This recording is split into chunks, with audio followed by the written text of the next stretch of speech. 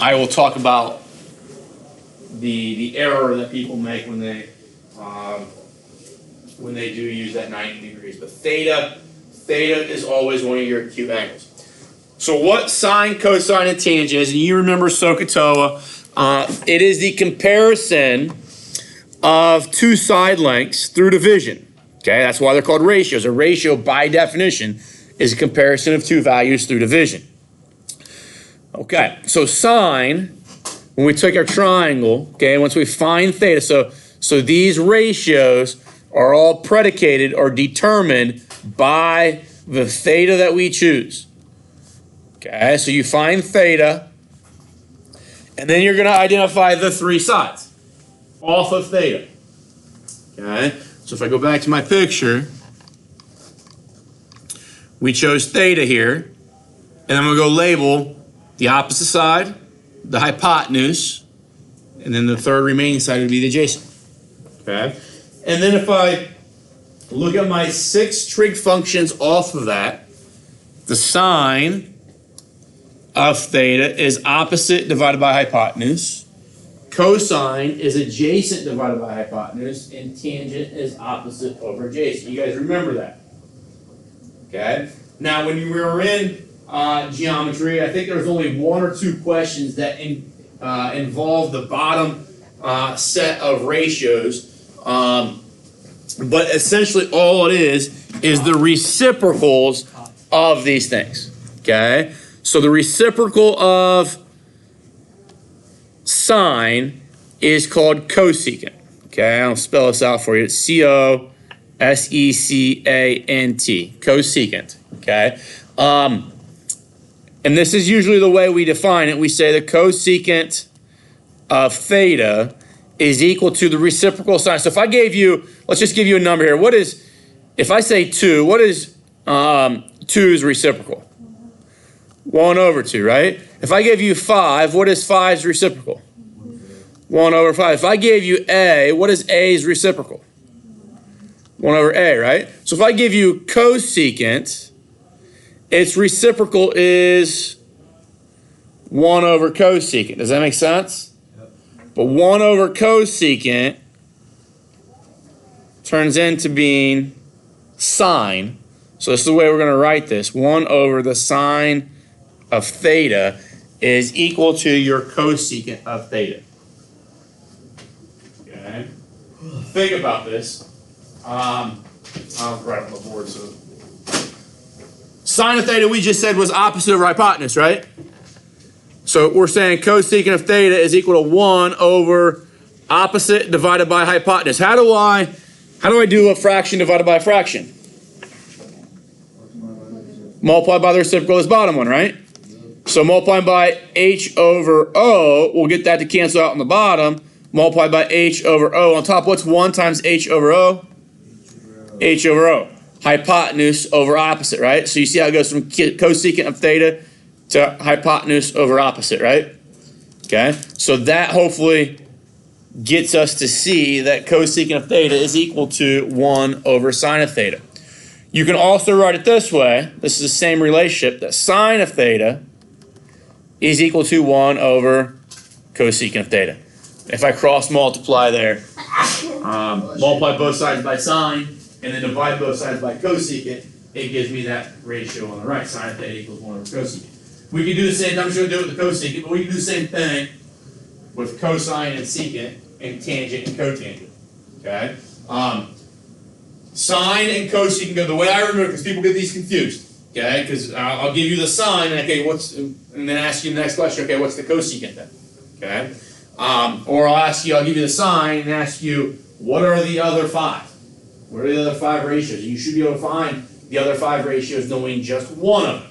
Okay, people get them mixed up. Sine goes with cosecant; they're linked. Okay, the way I remember it in this relationship is that the s's cannot go together. Okay. So when I talk about that s, right, sine starts with s, secant starts with s, right? They don't go together. Okay.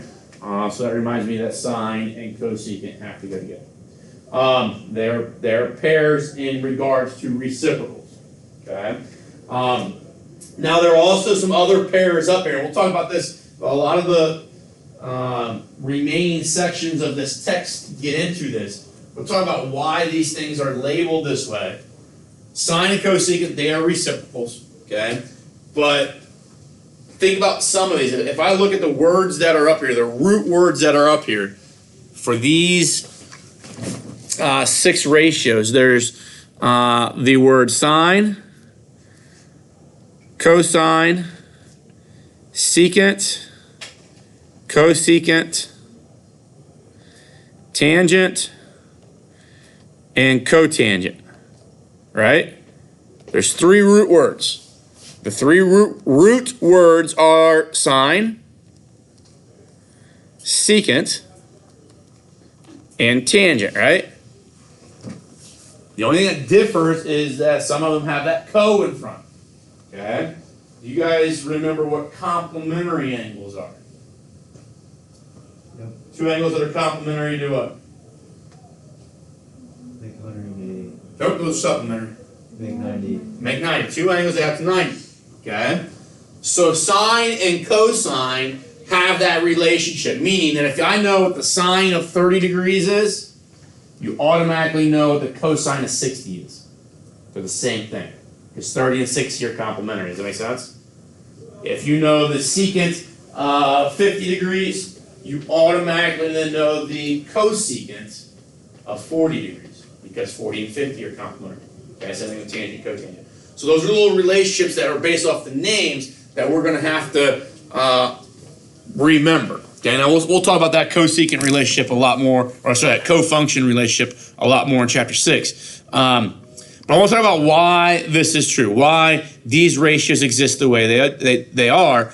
And it's something that we did talk about back in geometry, but now that you guys are 2 years more mature, maybe it'll make more sense and sink in a little bit here. Okay?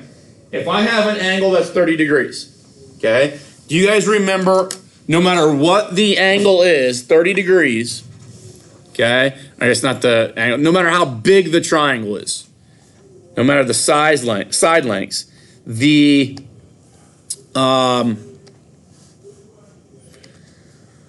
side opposite your 30 degrees is always going to be n. You remember that?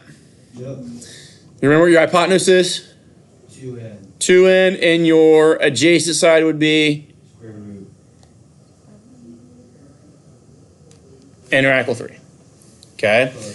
Now, what happens if I ask you, so what I've got here with GeoGebra is to show me the opposite side and the hypotenuse, so BC and BA here, are those two values, 6.03 and 12.07. Now, there's a little bit around here because I'm going to 2 decimal places, but if I double this one, do I get that one? Mm-hmm. Now, no matter how I change this triangle, if I take 3.5 and I double it, do I get 7? Yeah. Okay. If I take 7.92 and double it, do I get 15.84? Yep. So no matter how big the triangle is, if it's got a 30-degree angle, the opposite side is always going to be 1/2 compared to the hypotenuse, right? Okay. Well, when I compare opposite over hypotenuse, I get, in this case, 7.6 divided by the 15.2, or if I just want to call it n divided by 2n, I'm going to get 1/2. Does that make sense?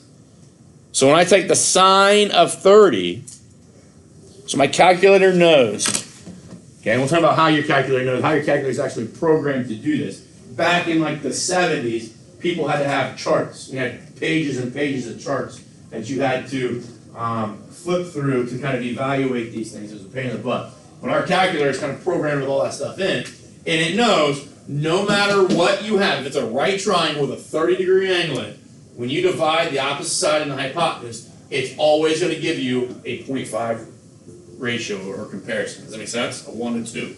Okay. Now, there are other kind of special angles that we knew. We knew a 45-degree angle. We knew a 60-degree angle and that kind of stuff from geometry. But let's say that I've got a, let's go 11-degree angle. Okay. Every right triangle that has an 11-degree angle, okay, the opposite side divided by the hypotenuse is always going to be in a 0.19 ratio to one another. Okay? So if I know that, my hypotenuse is 13.41, if I multiply it by 0.19, it's going to give me the 2.56 that is that opposite side. Does that make sense? Okay? Every right triangle with an 11-degree angle is going to have a comparison of sides that way. Okay? Now going back to just real quick, we said there was this co-function relationship, or this complementary relationship that I think we should kind of look at. If I said sine of 30 degrees and it gives me 0.5, I'm just going to make sure I'm in the right mode, correct? So I'm using degrees here. If I wanted the complementary angle, what's the complementary angle to 30? 60. So what I'm going to do is I'm going to type in cosine of 60. Does that still give me the same 0.5? That makes sense? If I say this is A, and let's go this 90 minus A, and then say A is equal to, give me a number, 7. Okay? So 0.12, are they both the same? That makes sense? Okay, so one of those is sine of 7 degrees, the other one's a sine of 83. They're the same number, the same ratio. If I go 77, same ratio? Same ratio? Same ratio? Okay, now we'll talk about, because that's A is quite a big angle. We'll talk about that later on, but complementary angle, sine and cosine. I could do the same thing with secant, cosecant, tangent, cotangent.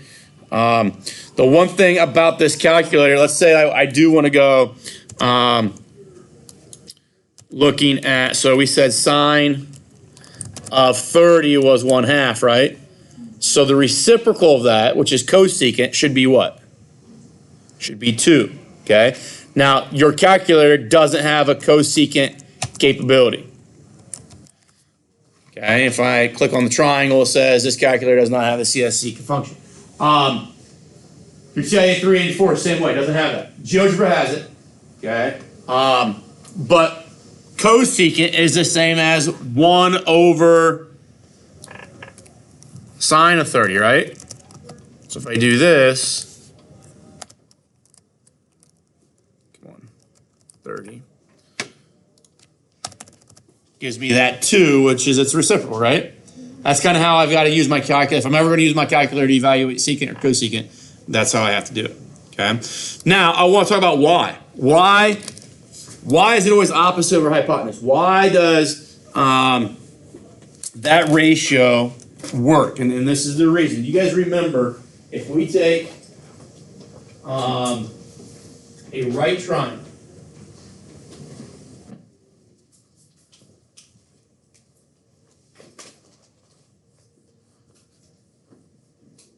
okay, so I'll take that red triangle that I have over there, and this is A, B, and C, right? Okay. Let's just talk about this angle right here. Say, so we got the opposite, adjacent, hypotenuse. Would you guys agree that I could put another triangle in here, just like that? Would they both have angle A in them, or theta in this case? Okay. Now, what I'm trying to do is I'm trying to make that line parallel to that one. So if that's a right angle, that's got to be a right angle, right? This angle here is corresponding to that one, so they're the same. So those two triangles are similar by angle. You guys remember that? Similar triangles. And what that means for similar triangles, if I call this, let's call that one, that point X and that point Y.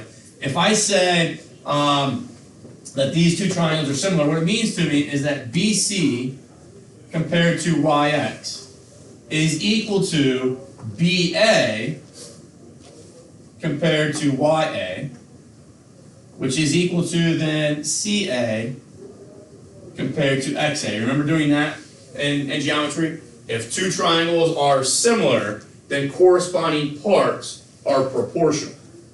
Okay? What that allows us to do, let's just look at these two things right here. That's a ratio, or a proportion, right? Yep. Are cross products equal? Yep. So if I multiply those things cross product wise, I get BC times YA equals BA times YX, right? let's try to get the BA and BC stuff on the same side, because they come from the same triangle. So can I divide both sides by BA here? Yeah. Okay. So it's going to give me BC times YA over BA, and over here it's just going to give me YX, right? Okay, I divide both sides by YA now. Yeah. So divide both sides by YA, those are going to cancel out, and I get YA here, right? So here I got BC over BA equals, BC over BA, that's the purple triangle, equals YX over YA, that's the red triangle, right? If I go BC divided by BA, is that opposite divided by hypotenuse of the purple triangle, right? Yeah. Did we just show that that is the same as YX, which is the opposite over the hypotenuse YA of the red triangle? Does that make sense? Yep. So that's the reason, that's the logic. Now we can do this, we can group these two and we can figure out cosine. We can group these two and maybe figure out the tangent one. Does that make sense? But what it says is that because of that proportionality, is that no matter what theta is, okay, if the triangles are similar, the opposite side divided by the hypotenuse is always going to be equal to the opposite side divided by the hypotenuse. Okay? If theta is 11, and we have a purple triangle up there that's bigger than the red one, it doesn't matter. They're still going to have that same ratio. Does that make sense? Okay? I think, so when I was taught this stuff, none of that stuff was explained. Maybe it was talked about a little bit in geometry, we got the trig, and none of it was explained, and nobody had any idea, okay, we're doing this stuff with sine, cosine, tangent on our calculator. We know it means opposite of hypotenuse, but where does it come from? Okay? What is my calculator actually doing? What is this information telling us? I think if you have that understanding, it makes everything else so much easier.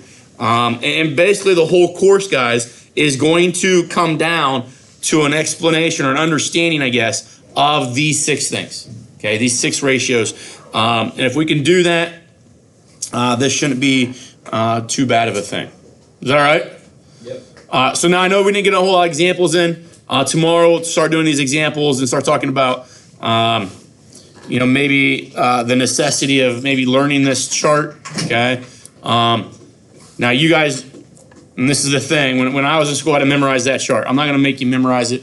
If you go back to, your parents were in school, they had, like I said, pages and pages and pages of these things because they were interested not just in the 30, 45, 60, 90, 180, 270. We're ultimately interested in every single angle. So what they would have is they'd have charts from 1 to 90, okay? And then if you had to find, like, let's say an angle of 3.75, you'd have to do a process called interpolation that allowed you to find the angle of 3.75. So you had a pretty hefty math problem just to be able to create the missing parts of the chart so that you could actually do your trig problem. Does that make sense?